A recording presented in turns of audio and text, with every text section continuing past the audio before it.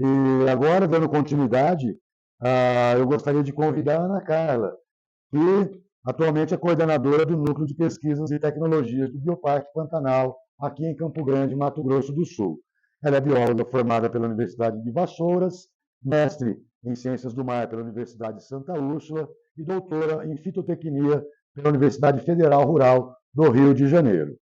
Atualmente é pós-doutoranda do Programa de Meio Ambiente e Desenvolvimento Regional da Uniderp.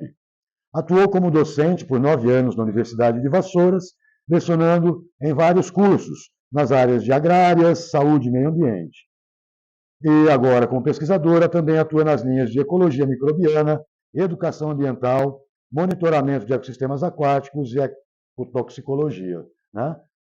Como coordenadora também do Núcleo de Pesquisas e Tecnologias do Bioparque Pantanal. Com vocês, então, agradeço profundamente a presença de Carla, da professora Ana Carla, para falar sobre peixes com vocês.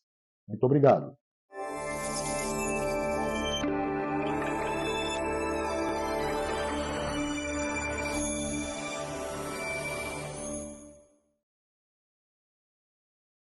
Bom dia a todos. Eu queria primeiramente agradecer o convite do CRBio por estar aqui hoje participando, né, dessa live, que é a maternidade no mundo animal. Então, eu fui convidada para falar um pouco sobre os peixes e vou trazer bastante o trabalho que vem sendo desenvolvido no Bioparque Pantanal.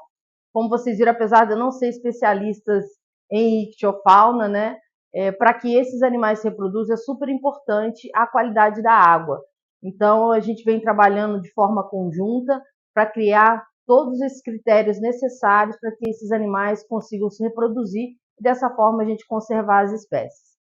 Então, eu escolhi aqui nos slides, né, a primeira imagem, que é o Geófagos pirocéfalos, que é uma espécie de acará, né, e se vocês conseguirem observar bem de pertinho, embaixo tem os filhotinhos dele ali, né, bem próximos ao casal. Bem, dentro desse contexto, eu queria conversar um pouco, contextualizar a questão da importância dos aquários zoológicos hoje em dia para essa questão da conservação das espécies. Então, segundo o GRAU e colaboradores, né, 2022, os aquários zoológicos desempenham um papel importantíssimo no desenvolvimento de técnicas de criação, manejo excito, bem-estar animal, monitorização a respostas de doenças selvagens globais e gestão intensiva ou de pequenas populações. Ciência que é cada vez mais importante para a gestão da biodiversidade. Então, nada melhor para se gerir a biodiversidade do que conhecer todos esses processos. E aí, então, esses aquários zoológicos emergem como verdadeiros laboratórios vivos, né? Onde a gente pode pesquisar um pouco mais, entender do comportamento das espécies, buscar estratégias inovadoras e sustentáveis para que esses animais se reproduzam da melhor forma possível.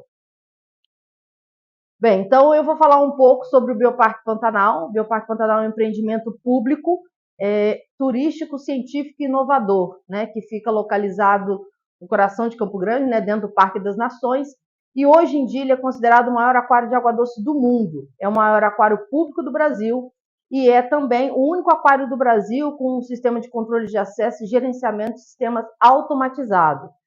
O Bioparque, hoje, ele confere, né, toda essa grandiosidade dentro de um monumento também que tem a assinatura do Rui Otaki, né, que busca exatamente representar esses caminhos dos rios, né, ao longo do Pantanal. Tanto que a gente observa que na estrutura do bioparque não se tem quinas, né? Então ele vem representando sempre esse formato sinuoso, inovador, que é uma proposta do Rui Otaki para poder explicar e apresentar essa rica biodiversidade do Pantanal. Dentro desse contexto, nós temos, gente, o maior laboratório de pesquisa de ictiofauna neotropical do mundo, que é o Centro de Conservação de Peixes Neotropicais, o CCPN, né?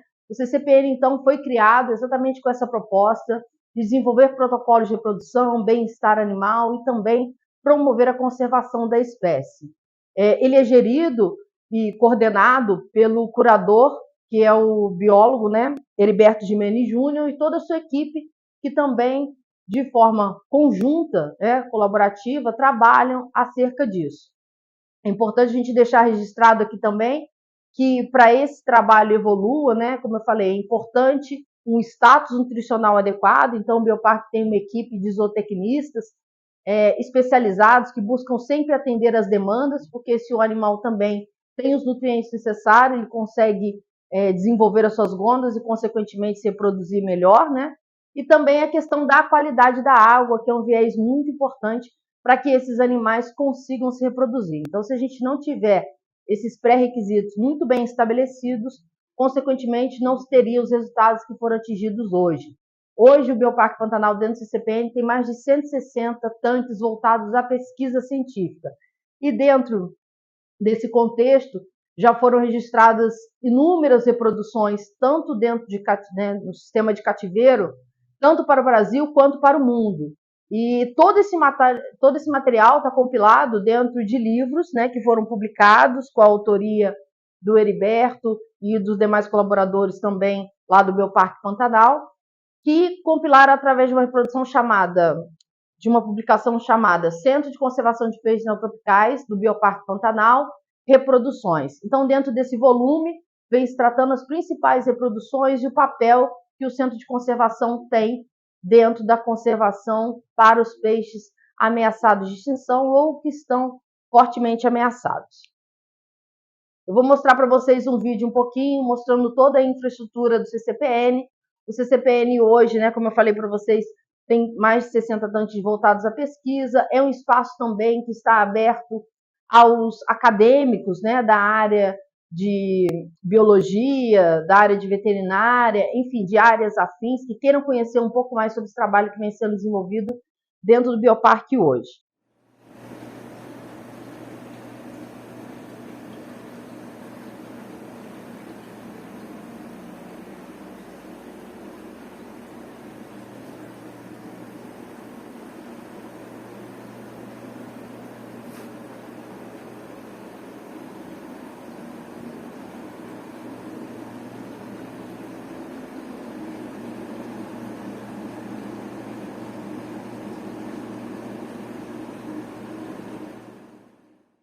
Bom, então eu escolhi, né, dentro de inúmeras espécies que já foram reproduzidas de forma inédita dentro do Bioparque, para falar de algumas, né? Convido vocês a conhecer um pouco mais sobre esse trabalho do Heriberto, que está disponível também no site do Bioparque, tá?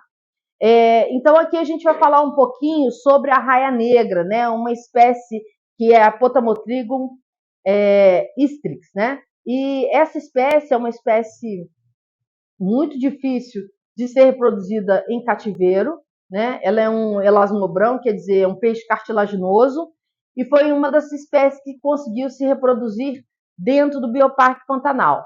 Então, no slide aí a gente consegue observar principalmente o quê? Ali o ultrassom, né? Que tem uma imagem bem legal ali de um ultrassom durante o período gestacional desse animal, e ali também mostrando a importância dessa espécie para vamos dizer assim, né, a questão da conservação no geral, porque o primeiro registro foi feito no Bioparque de forma inédita. Escolhi um outro animal também para falar um pouquinho, que é uma espécie endêmica, né, que é a Loricaria cochimensis, que é vulgarmente conhecido, né, como cascudo viola, né? O cascudo viola é uma espécie, então, ameaçada de extinção e foi a primeira espécie inédita a se reproduzir no mundo, e isso aconteceu no Bioparque Pantanal. Então, a gente está falando de um ambiente que tem um know-how muito grande, né, para poder criar todos esses protocolos de reprodução. Então, através do slide também, a gente consegue observar o ciclo de desenvolvimento do cascudo, né? A gente vê que o animal, ele apresenta, no caso da maternidade, né, nos peixes, é muito comum um macho abrigar, né, e ficar tomando conta dos filhotes, né, ou da prole. Então, o cascudo viola, ele tem um abaolamento no abdômen que propicia exatamente ele carrear, ou seja, ele vai carregar, né, aqueles filhotes até que ocorra a eclosão, tá? Então, durante esse slide aqui, a gente consegue ver os ovos ali com aproximadamente 5 dias, depois a gente consegue ver ali quando os animais vão entrar em eclosão, né, e o período também em que o macho está cuidando desses ovos aderidos ao seu abdômen, tá? Todas essas imagens, gente, estão disponíveis no livro, que caso vocês queiram acessar, está disponível também no site do Bioparque. Bem, aqui a gente também tem uma outra imagem, que é um outro tipo de cascudo, porque o Bioparque vem desenvolvendo um projeto grande, né, sobre a coordenação também do Heriberto e outros colaboradores, sobre os cascudos do Brasil, e nesse projeto, então, ele vem criando protocolos, desenvolvendo, né, protocolos de reprodução para diferentes espécies de cascudos. Então, aqui a gente tem um outro que ele mesmo registrou as imagens, né, do coraçãozinho batendo. Então, como vocês podem observar ali, né, esse desenvolvimento embrionário muito bonito, que a gente consegue ver ali os animaizinhos, né, em pleno desenvolvimento. Bom, como que os peixes se reproduzem, gente? A reprodução é uma característica importante inerente a todos os animais, né? É a forma que se tem de perpetuar a espécie. E para que esses animais tenham, então, garantida essa, vamos dizer assim, função, né? Eles utilizam de estratégias reprodutivas. Então, eu dividi basicamente os peixes em dois grandes grupos, que são os peixes ósseos, né, osteoites, e os peixes cartilaginosos ou condrictes, né? Então, eu vou falar um pouquinho dos peixes ósseos, para a gente entender, de uma forma geral, eles se reproduzem de forma por meio de fecundação externa, né? Então, macho e a fêmea liberam seus gametas na água, e durante essa reprodução, então, ocorre a fecundação, que vai gerar, né, os ovos, e dependendo do tipo de peixe, ele vai ter um desenvolvimento direto, que vai passar por um estágio, não passa por um estágio larvário, ou desenvolvimento indireto, por meio do qual ele passa por um estágio larvário, tá? Então, alguns animais já têm um comportamento diferente. Quando o comportamento ocorre a reprodução dessa forma, eles são chamados de ovíparos, né? E que os ovos, eles eclodem fora do corpo da mãe, no caso, né, dos pais. Em alguns casos, os animais são ovovivíparos, ou seja, os ovos, eles se desenvolvem no interior do corpo da mãe, eclodem lá e depois saem prontos, né? Existe também uma questão muito peculiar na reprodução dos peixes, que é a questão do cuidado parental, e ele varia muito de uma espécie para outra. E de acordo com isso também eles podem ser classificados, né? A gente vai falar um pouquinho então aqui que existem 3 tipos de estratégias e cuidado parental. Então a gente tem os animais que são não guardadores. O que são esses animais não guardadores? Eles não cuidam dos ovos ou dos filhotes após a desova. Vou dar um exemplo para vocês aqui, que é o caso do dourado, né? O dourado, ele é uma espécie que, para poder se reproduzir, ele busca, né, ele sobe, na verdade, o rio, né, que caracteriza o fenômeno da piracema. Por que a piracema é importante? Porque durante esse período, né, reprodutivo, os animais têm essa subida, né, ascendente em direção ao rio, buscando exatamente se reproduzir e fazer a sua desova. Esse momento é crucial porque, tá, ao longo dessa migração, os animais têm vamos dizer assim, eles completam o seu ciclo reprodutivo, porque ocorre a maturação das gônadas, tá? Então, uma vez que eles atingem, né, o local ideal, eles vão liberar, né, os seus gametas reprodutivos na água, o macho e a fêmea, e pelo fato do dourado liberar uma grande quantidade de ovos, ele não tem necessidade de guardar os seus filhotes, tá? Então, ele como estratégia reprodutiva, ele é uma espécie que não guarda os filhotes. Bom, os filhotes que têm um cuidado como guardadores seriam aqueles que protegem os ovos e as larvas, ou os filhotes após a desova, né? Eu posso dar como exemplo aqui o que a gente vê com as piranhas, né? Nós tivemos há pouco tempo também todo um registro que foi feito da piranha vermelha, que é uma espécie que a gente tem no Bioparque Pantanal, e o macho, então, ele cria, né? Ele cria os ninhos, ajuda, é uma forma também de atrair a fêmea para aquele ambiente. E ali, uma vez que ocorre a desova, né, a fecundação e ocorre a desova, ele cuida da prole, tá? Ele fica ali protegendo a prole em relação a isso. Eu vou também dar um exemplo bem particular. Nesse caso é o macho, tá? E os carregadores, que eu posso dar um exemplo para vocês aqui, que eles podem carregar os embriões internamente ou até mesmo as larvas, né? Vou dar um exemplo da tilápia do Nilo. A tilápia do Nilo é uma espécie em que o macho também faz essa corte para a fêmea, né? Vamos dizer assim, prepara todo o ninho, a fêmea vem, ocorre a fecundação externa, e aí então a fêmea depois, ela vai abarcar, ela vai proteger todos esses filhotes na boca, até que eles eclodam, né, saem na fase de larva, saiam da sua boca. Então, é uma forma que eles têm também, assim como a gente viu no cascudo viola, que eles também, o macho, né, vai ser carreador. E no caso da tilápia do Nilo, a fêmea que vai fazer esse papel de estar carreando os ovos e as larvas.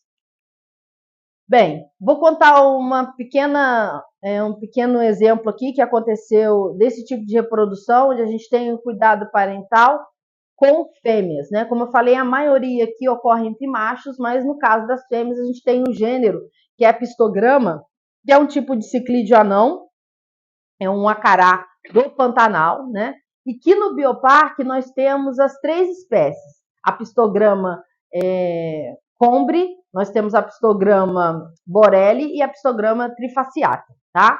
E aí, nesse caso em particular, esses animais já se reproduziram lá, e a fêmea também, ela vai ter esse cuidado parental. Então, diferentemente da grande maioria, né, ou dos casos que eu já apresentei aqui, essa espécie, ela protege os filhotes, né, ela vai proteger a prole, e uma curiosidade é o seguinte, que durante o período que ela está protegendo a prole, ela muda a sua coloração, ela fica com uma coloração mais forte, que é um sinal, na verdade, de alerta, né, para as outras espécies. Olha, não vem aqui que eu estou cuidando dos meus filhotes. Então, é uma sinalização, o animal muda essa pigmentação, exatamente no caso dessa espécie, a fêmea, para poder cuidar dos filhotes, tá? Então, é a fêmea que tem esse cuidado parental. Então, como eu falei aqui no slide, a gente pode ver que são as 3 espécies do Pantanal e que nós temos representantes no Bioparque Pantanal também. Essas imagens estão no livro do Heriberto, que fala também, né, um projeto de mais de 7 anos, acompanhando aí o desenvolvimento dos peixes. Para a gente completar aqui, eu já estou terminando, vou falar um pouco sobre os peixinhos cartilaginosos, né? Aqui, basicamente, eles são ovovivíparos. O que são ovovivíparos? Já expliquei, que são espécies que vão colocar os seus ovos e vão desenvolver até um certo período no interior do corpo da mãe, e depois eles nascem vivos, né? O principal representante que a gente tem lá no Bioparque são as arraias ou raias, né? Mas também em ecossistemas de água salgada a gente encontra os tubarões, cações, entre outros, né? Então, entre essas espécies de peixes cartilaginosos, o cuidado parental é raro, né? Com exceção de algumas espécies que até constroem os ninhos. Essas estratégias, então, vão mudar muito, como eu já falei aqui, de uma espécie para outra, mas, no geral, quase não ocorre cuidado parental. Então, aqui, gente, para poder finalizar, né, eu trouxe umas imagens, porque, como eu já havia dito também, né, o Bioparque é um dos primeiros lugares que tem reprodução de cativeiro de arraias. Então, a gente tem aqui uma outra espécie, que é a espécie Falkneri, né? É uma espécie também típica do Pantanal. E vocês podem observar aqui os filhotinhos, né? Que se reproduziram. Essa Potamotrigon falkneri é a Jussara, né? Que é uma espécie enorme que a gente tem lá no Bioparque, né? E ela, nas últimas reproduções, teve 14 filhotes, tá? Então é isso. Coloco aqui algumas referências para que vocês possam conhecer um pouco mais do trabalho que vem sendo desenvolvido dentro do Bioparque. Agradeço a participação, agradeço a direção do Bioparque Pantanal, agradeço ao Heriberto, agradeço ao Diego e toda a equipe, né, que juntos lá vem desenvolvendo esse belíssimo trabalho voltado para a reprodução e conservação de peixes.